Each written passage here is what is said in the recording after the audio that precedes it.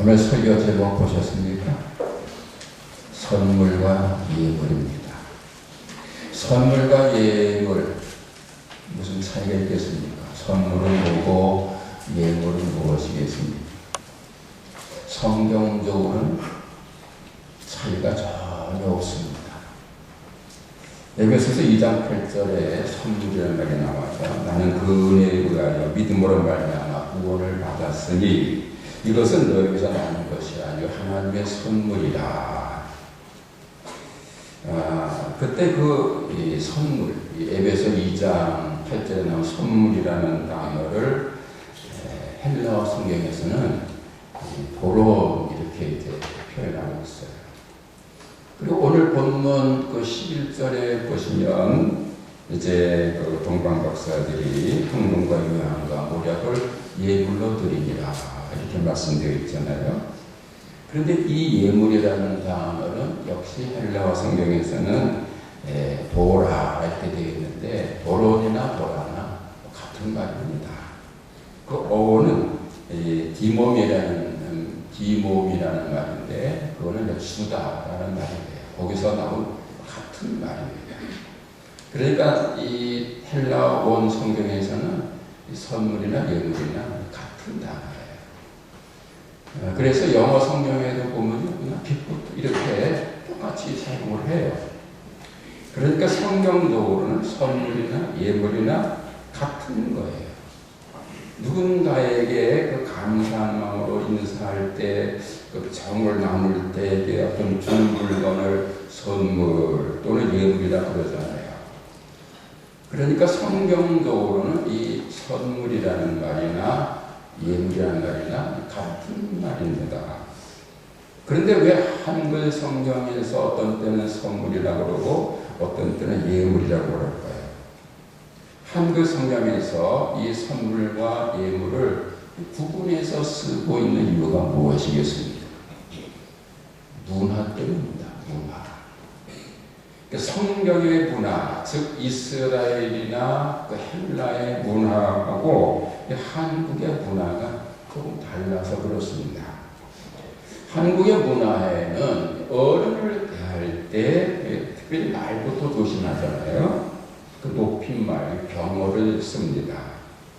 어른들의 이름을 함부로 부르지 않고 또 어른들의 말씀할 때는 이 경어를 씁니다. 존댓말을 씁니다. 반말을 했다가는 버릇없는 사람이라고 야단받습니다. 그래서 이제 어르신에게 이제 밥 먹으러 할 때 밥 먹어 그러면 말 듣지요. 진비 잡수세요. 그래야 됩니다. 또는 이제 할아버지 잘자 그러면 이제 버릇없는 나이가 되잖아요. 할아버지 편히 주무세요. 뭐 이래야 예법에 맞습니다. 그러니까 한국에는 어른을 공경하는 문화가 있는 거예요. 그래서 예전에 이제 그 선교사들이 한국에 왔을 때에 아주 처음에 힘들었던 게 이 말, 이 경어, 높임말 쓰는 게 아주 힘들었대요. 어느 때 경어 써야 되는지, 어떤 때 또 이제 말 그냥 하대해야 되는지 이게 헷갈려가지고 선교사들이 애를 먹었답니다. 어떤 선교사하고는 집회를 갔는데 한국 사람들이 이렇게 모여있는데 나이를 구분할 수가 없는 거야. 이게 나이가 많은 어른인지 애들인지 높임말을 써야 될지 반말을 써야 될지 잘 모르겠는 거예요. 그래서 이랬대요. 당신이 어르신입니까? 내가 애냐? 또 이제 그 미국 워싱턴 포스트지에서 18년간 기자로 일했던 프랭클 에리에스라는 사람이 이제 한국에 와가지고 기자 생활 그만두고 한국에 와서 현대 자동차의 홍보 담당 상무 임원으로 이제 한 3년 일하다 갔는데 이분이 책을 하나 썼어요. 근데 그 책에 보니까 자기도 처음 한국에 와서 굉장히 애를 먹은 게 이게 존칭이래요. 미국 사람은 서로 그냥 너, 나 그러잖아요. 유 그러잖아요. 그래서 이제 자기도 또 이제 현대자동차 자기보다 상사, 전무나 사장, 회장부 유 그러니까 기분 나빠더래요. 또 자기 밑에 있는 사람들 보고 편하게 나보고 유라고 불러라. 그랬더니 잘 못하더라고요. 그러니까 한국 문화는 이제 이 어른을 무대하고 이런 게 경어 쓰고 이런 것이 외국사람하고 조금 다른 데 있어서 어려움이 있는 것 같아요. 그러니까 한글 성경에서 이 똑같은 선물이라는 말을 어떤 때는 선물, 어떤 때는 예물이라고 사용하는데 그건 한국적 문화가 배경인 겁니다. 그러면 한국 문화가 문제가 있는가? 성경과 다르게 말하면 한국 문화가 문제 있는 것. 문제 없습니다. 오히려 어떤 면에서는 한국 문화가 더 성경적이고 더 신앙적이라고 생각할 수가 있습니다. 한글 성경에서 헬라 성경이나 또는 영어 성경과는 다르게 그 선물, 예물을 따로 구분하는 것이 더 성경적이고 더 신앙적이다. 이렇게 말할 수 있는 거예요. 한글 성경을 주의 깊게 살펴보면요. 하나님께서 사람에게 무엇을 주실 때는 선물이라고 써요. 그런데 사람이 하나님께 무엇을 드릴 때는 예물이라고 써요. 그리고 같은 사람이라도 자기보다 높은 사람, 자기보다 귀한 사람에게 무엇인가 줄 때는 예물이라고 이렇게 쓰고 있는 겁니다. 그러니까 이 성경에서 한글 성경에서는 이렇게 어른과 또는 아이를 구분해가면서 자기하고 같거나 아래 사람한테는 선물, 나보다 어른일 때는 이렇게 쓰고 있는 겁니다. 이게 더 신앙적이지 않겠어요? 그래서 오늘 본문 마태복음 2장 11절에서도 동방에서 온 박사들이 아기 예수님께 황금과 유황과 올라가는 예물을 드렸다. 이렇게 표기하고 있는 겁니다. 오늘 본문에 나오는 이 동방에서 온 박사들이 누군지 몇 명인지 확실치가 않습니다. 보통 3명이라 그러는데 성경에서 3명이라는 말은 없습니다. 황금과 유황과 모락드렸다니까 3명인가 보다 그러는 겁니다. 그리고 이분 사람들이 누군지 그냥 박사라고 되어 있지 그 정확한 신분에 대한 기록이 없습니다. 그리고 동방이라는 곳도 어디라는 말이 없습니다. 그래서 이제 확실치가 않습니다. 이 헬라 성경을 보면은 이 동방이라는 이 단어를 아나토레 이렇게 써 있어요. 그런데 아나토론 또는 아나토레 이렇게 쓰는데 이게 그냥 동쪽이래요. 영어 성경에는 이스트 이렇게 표기되어 있습니다. 그리고 박사는 마고이라고 되어 있는데 점성가라는 뜻이랍니다. 동쪽에서 왔기 때문에 동방박사라고 부르는 그 사람들이 누군지는 정확히 모르지만 그 전승이 있잖아요. 전승을 전해오는 기록, 그건 전설인데 그 전승에 의하면 이 박사들은 페르시아 지역에 살던 점성가들이었다고 그럽니다. 고대 사회에서 점성가는요, 귀한 분들입니다. 지금도 점성수사도 있잖아요. 이 사람들 별자리를 보면서 그 개인의 비중을 점치는 그런 사람들인데, 고대 사회에서 점성가들은 단순히 개인의 비중을 점치는 사람이 아니고 천문지를 연구해서 국가 경영에 도움을 주는 아주 중요한 분들, 당대 석학들인 거예요. 전승에 의하면 오늘 본문에 나오는 동방박사들은 3사람이었는데 한 사람의 이름은 멕히올이라 그러는데 흰수염을 남기는 백발노인이고 두 번째 사람은 발다사라는 사람인데 얼굴이 불스름한 중년으로 수염이 많았고 세 번째 사람의 이름은 가스팔인데 홍안의 청년이었다 그럽니다. 이 박사들이 예수님께 드린 예물이 황금, 유황, 모략인데 황금은 백발인 멕히올이 드렸고 유황은 홍안의 청년 가스팔이 드렸고 그리고 이제 그 몰약은 중년 발가살이 드렸다 이렇게 이제 전해집니다. 그러니까 청년과 중년과 노년이 드립니다. 그러니까 인류를 대표하는 거예요. 그러면 여자분들은 기분이 나쁘시죠. 왜 여자는 없나? 또 왜 아이들은 없나? 이유가 뭐냐면 동방 목사들이 한국에서 왔기 때문에 그래요.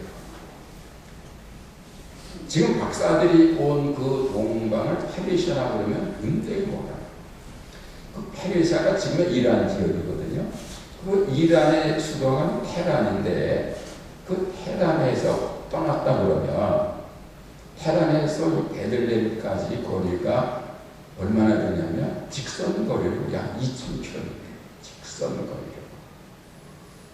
그러니까 지금 이 고속도로 그 도로를 그냥 100km 달려도요 20시간을 가야 되는 거예요. 자, 그러니까 옛날에 걸어서 갔다고 생각해 보세요. 또 옛날에 직선 거리도 하잖아요. 산도 있고 물도 있고 적어도 5개월 이상 걸리는 그런 먼 거리입니다. 또 곳곳에 위험이 있잖아요. 그래서 어린아이나 여자들이 가려면 무리여서 남자들이 대표해서 간 것 같습니다. 그리고 사실이 어떻든 중요한 것은 먼 곳에서 박사들이 예수를 찾아왔다는 것, 그게 중요해요. 박사들이 누군지 몇 명인지 하시진 않지만 그 박사들이 동방에서부터 왔고 아기 예수를 만났다는 것은 사실이고 그 사실이 중요한 거예요. 여러분, 동방 박사들이 왜 왔습니까? 왜 머리에서부터 위험을 무릅쓰고 베들레헴까지 찾아온 겁니까? 유대인의 왕으로 나신 분을 경배하러 왔습니다. 오늘 보면 이들에서 말씀합니다. 유대인의 왕으로 나신 이가 어디에 계시냐? 우리가 동방위에서 그의 별을 보고 그에게 경배하러 왔노라. 무슨 말씀이겠습니까? 유대인의 왕이 났는데 왜 멀리 동방에서부터 박사들이 찾아와서 경배하려 한 것이겠습니까? 지금 깊이 한번 생각해 보시면 참 중요한 의미가 있는 것 같아요. 여러분, 예수님이 그 유대 땅 베들레헴에서 태어나셨어요. 그런데 동방의 박사들이 찾아왔는데 참 멀리 페르시아에서 찾아왔어요. 그 당시 페르시아는 어떤 나라였냐? 제국이었습니다. 제국. 로마에 맞먹는 제국이었어요. 반면에 베들레헴은 로마가 지배하는 식민지 이스라엘의 작은 시골 동네예요. 여러분, 그 예수님 당시에 이제 이스라엘이 로마의 지배를 받았기 때문에 흔히 로마가 세계를 지배한 줄 아는데 그렇지 않아요. 그 지중해 지역을 지배했을 뿐이에요. 동양에는 중국이 있었고, 그리고 이 중앙아시아에는 페르시아 제국이라는 로마 제국에 맞먹을 만한 거대한 제국이 있었단 말이에요. 자, 그러면 그 동방의 박사들이 페르시아 제국의 그 국가적으로 중요한 그 전성가들 박사들이었다면 그 대제국의 박사들이 무엇 때문에 저 멀리 로마의 식민지 그 베들레헴에 찾아왔느냐? 유대인의 왕으로 난 게 뭐가 대수로워서 그렇잖아요. 여러분 보세요. 대제국의 그 지체 높은 사람들이 저 편당의 조그만 나라에 뭐 왕으로 양자가 태어났다고 그게 뭐가 됐으냐? 그게 중요한 게 아니죠. 그런데 왜 찾아왔냐고요? 그것은 그 당시에 로마 제국이나 페르시아 제국 안에 메시아 사상이 있었기 때문입니다. 유대인 중에서 한 왕자가 태어날 건데 그가 온 세상을 다스릴 뿐 아니라 인류를 죄악으로부터 구원하신다는 메시아 사상이 이 로마 제국과 페르시아 제국 전역에 퍼져 있었던 거예요. 그래서 많은 사람들이 메시아 오시기를 고대했는데 동방의 박사들이 어느 날 밤에 그 메시아의 탄생을 알리는 별이 나타나는 것을 본 거예요. 그래서 즉시 예물을 가지고 부런저리 머나먼 길을 달려본 겁니다. 그리고는 우여곡절 끝에 예수를 만나뵙게 되자 가장 크게 기뻐하면서 그 예수님 앞에 넋으로 엎드려 절하고 경배하고 값진 예물을 드렸다는 거예요. 이 오늘 본문의 말씀이에요. 이 말씀을 한번 상상해 보시기를 바랍니다. 예수님이 계시는 그 누추한 곳에 귀한 동방의 박사들이 찾아와서 엎드려 절했습니다. 예물을 바치면서 기뻐하는 그 모습을 한번 상상해 보시기 바랍니다. 누군가 옆에서 그 모습을 보았다면 매우 이상하게 여겼을 겁니다. 잘 아시는 대로 예수님은 요셉과 마리아 아들로 태어나셨습니다. 요셉과 마리아는 매우 가난한 사람이었어요. 그래서 예수님 태어나셨을 때에 계실 곳이 없어서 구유에 누우셨잖아요. 구유는 짐승들의 밥그릇이에요. 명물품이에요. 그런데 하나님의 아들 예수께서 고대 광실 그 아주 구중궁궐 안방 침대 요람에 누우시지 않고 짐승의 밥그릇에 누우셨다는 것은 그 요셉과 마리아가 지극히 가난한 사람이었다는 걸 의미하는 거예요. 그 동시에 아주 무능한 사람이었다는 것을 말하는 거예요. 예수님은 그 가난한 부모들로 인해서 비단 고리에 눕히지 못하시고 구유에 누우셨습니다. 동방의 박사들이 예수님을 찾아온 때가 언제인지 정확히는 모르지만요. 그때도 역시 요셉과 마리아 여전히 가난했어요. 지금 이 동방의 박사들이 예수님 찾아온 때가 예수님 막 태어날 때가 아니에요. 왜 이게 성탄들이 갖고 오면 이렇게 이 성탄 장식을 하고 연극도 하고 그러면은 예수님 구유에 누워있는데 동방 박사들이 와서 절하고 그러잖아요. 그거는 성에 틀리는 거예요. 말입니다. 예수님이 막 태어나셨을 때 제일 처음 와서 만난 사람은 목자들이에요. 들에서 있던 목자들이에요. 그리고 그 다음에 예수님 만난 사람들은 40이 지났을 때 시몬과 안나가 예수님 성전에서 만나요. 그리고 그 다음에 정확히 모르지만 또 얼마 후에 동방 박사들이 찾아오는 거예요. 자, 그러니까 예수님이 지금 이 동방 박사들을 만나셨을 때도 역시 가난한 처지였고 어떤 누추한 곳에 계시고 있었던 거예요. 그런데 그때 지체 높은 동방의 박사들이 찾아와서 엎드려 절하고 귀한 예물을 바쳐요. 그것을 본 사람이 얼마나 궁금했겠습니까? 왜 그런 저런 일이 벌어질까? 저 가난한 그 아기가 누구이기에 저 지체 높은 동방의 박사들이 찾아와서 엎드려 절하고 예물을 바치나 궁금했을 거예요. 여러분 이유가 뭡니까? 예수님이 누구시기에 동방의 박사들이 찾아와서 엎드려 절한 겁니까? 여러분들이 믿기는 예수님은 하나님의 아들이십니다. 예수님은 사람들을 죄에서 구원하시는 그리스도이시고 구원받은 그들을 장차 천국으로 인도해서 세세토록 왕노릇하게 하실 하나님이십니다. 세상에서 전 우주에서 가장 존귀한 분이 예수님이십니다. 그런데 그 가장 존귀한 하나님의 아들 예수님이 가난한 요셉과 마리아의 집에서 태어나셔서 구유에 누우시고 가진 고난을 다 겪으시고 마침내 십자가에 못 박혀 돌아가셨습니다. 왜 그러셨습니까? 왜 가장 존귀하신 하나님의 아들 예수님이 그 고난 받으시고 그리고 십자가에 못 박혀 돌아가신 겁니까? 인류를 죄와 사망에서 구원하시기 위해서, 여러분들을 구원하시기 위해서 하나님이 세상에 오셨고 고난 받으셨고 돌아가셨습니다.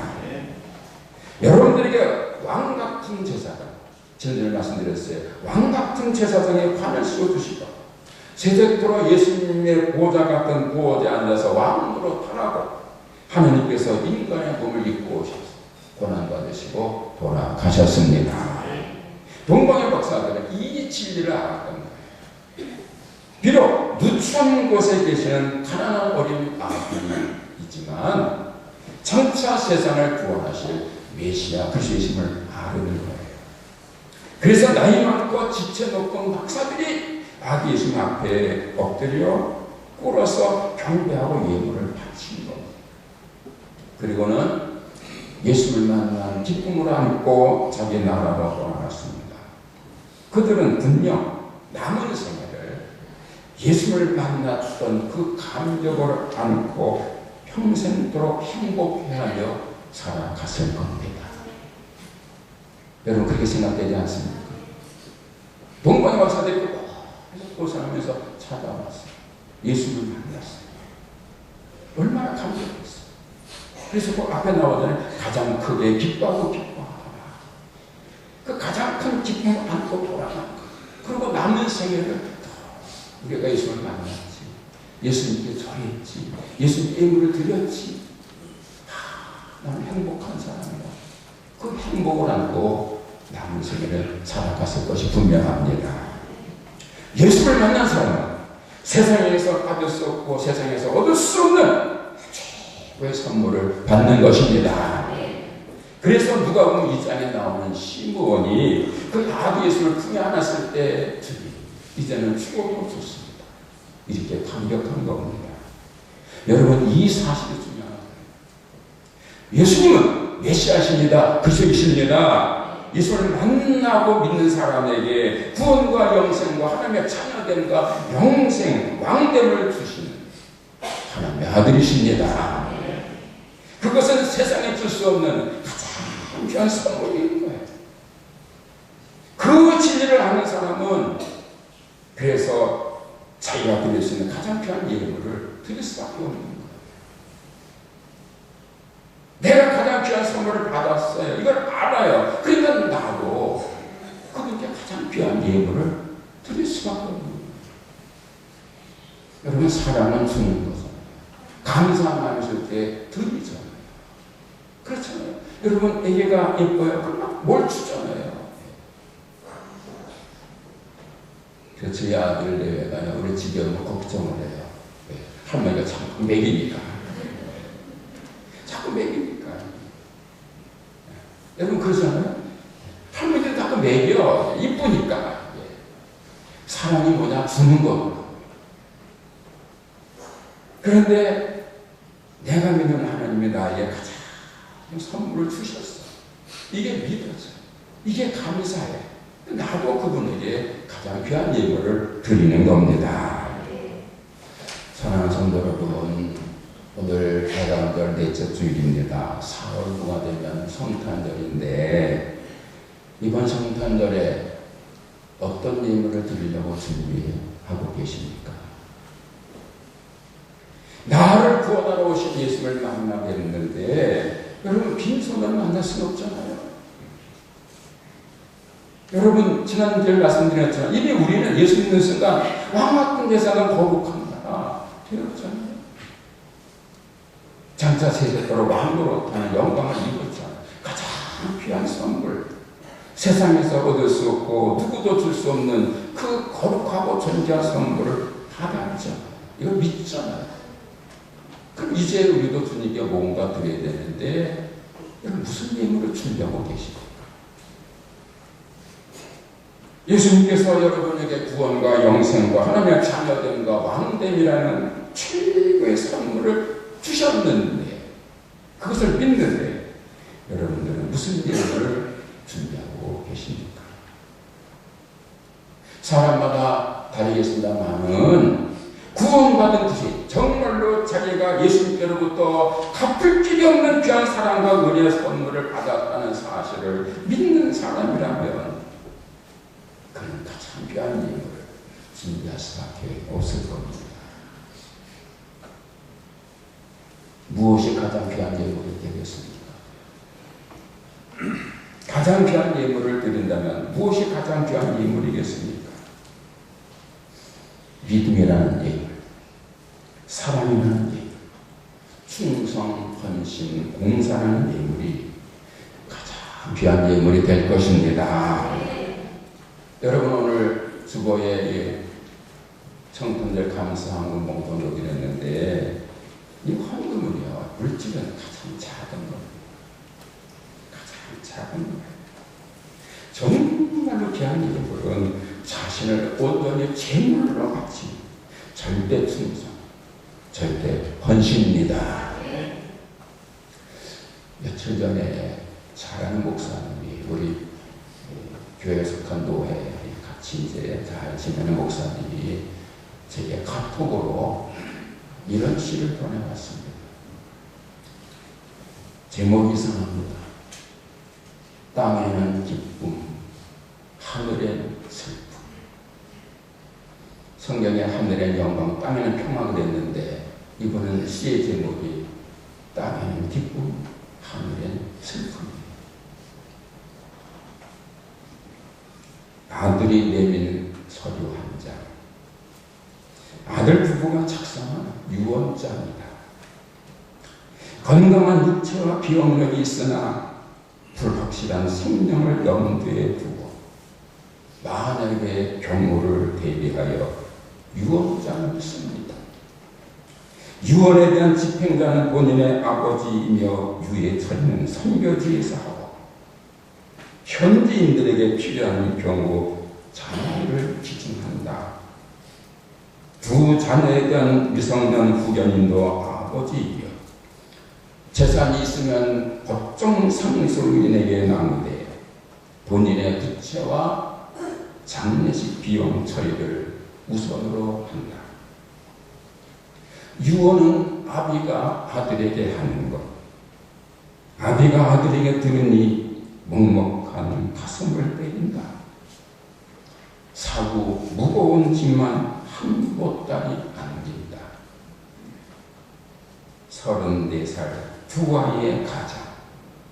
젊은 시절 하나님께 드리고픈 것은 변호사보다 선교사가 더 값지다며 5년만 이슬람 영혼을 섬기러 가려 합니다. 다시 생각해 보아라. 예, 그 길만이 선교더냐? 변호사로 돈 벌고 단기 선교 비용 대금. 전이나 하겠다면 목사 되어 평생 헌신하렴. 2주 전 그 나라에서 선교사가 피살되었잖니. 아버지, 목사는 하늘이 내는 겁니다. 제가 갈 곳은 목사 신분으로는 어림도 없어요. 하나님께 온전히 맡겨야 한다고 아버지에게 배웠어요. 고민도 기도도 많이 했어요. 아버지. 자식이 부모 없다 했던가. 지난 선교 훈련 검증 지나고 파송식 간도니 돌 지난 손자 재롱은 어찌해야 하는고. 위험한 물가로 아이를 보내는 부모의 마음. 선교사 면접에서 가장 큰 존경은 교회를 개척하신 우리 아버지. 며느리는 가장 존경하는 사람이 제 남편이라니. 부족한 자식 향한 아기 마음 기우임을 알게 되었노라. 고맙습니다. 이제는 주의 뜻을 이루소서. 비행기표 끊고 떠나기로 한다. 하필 5살 손녀의 생일 당일이라. 얘야, 생일날 무슬림 세상에 너를 어찌 보낼까? 예수님 성판에 하나님 마음도 그랬을진지. 하늘보다에서 죽고 죽을 죄인 때문 외아들 예수님이 죽어야만 살 수 있는 성탄의 길 떠나 보내야만 하는 아버지의 극한 슬픔.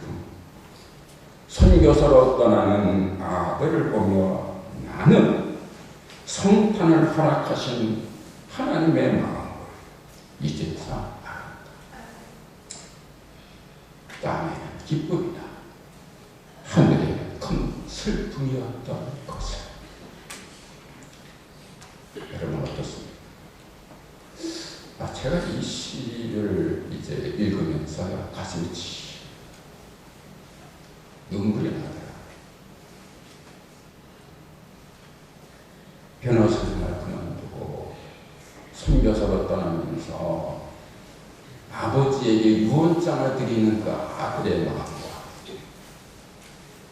젊은 아들 내에 유언장을 받아들고 아들 내를 그 손주를 선교지로 떠나버리는 그 아버지의 마음을 생각하니까 가슴이 뭉클하고 눈물이 나더라고요. 그러면서 이런 생각을 했습니다.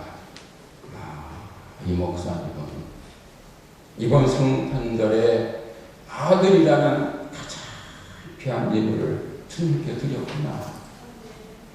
그 아들 부부는 자기를 제물로 드림으로 역시 가장 귀한 예물을 주님께 드렸구나. 그러면 나는 이번 성탄절에 무슨 예물을 드려야 하는가?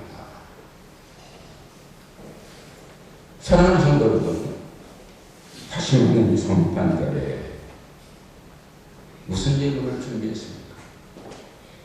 주님을 감동시킬 예물을 드릴 수 있기를 바랍니다. 예수님 믿는 순간 최고의 선물을 받았다는 사실에 감격하면서 자신이 드릴 수 있는 가장 귀한 예물을 기쁨으로 감사하면서 드릴 수 있기를 바랍니다. 아기 예수님께 예물을 드린 동방의 박사들이 감격을 안고 복으로 돌아갔던 것처럼 가장 큰 감격 속에 남은 생애를 사시게 되실 것입니다. 기도하겠습니다. 하나님 아버지, 성탄절을 맞습니다. 하나님 아버지, 하나님께서 아들을 세상에 보내실 때에 그 마음에 큰 슬픔이 계셨음을 저희들이 깨닫습니다. 저희들은 하나님의 놀라운 사랑 가운데 가장 큰 선물을 받았는데 저희들은 무엇으로 주님께 예물을 드릴 수 있겠습니까?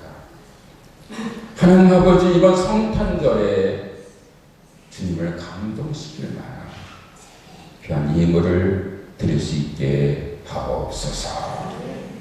믿음이라는 예물, 사랑이라는 예물, 절대 충성, 헌신이라는 예물을 드릴 수 있게 하옵소서.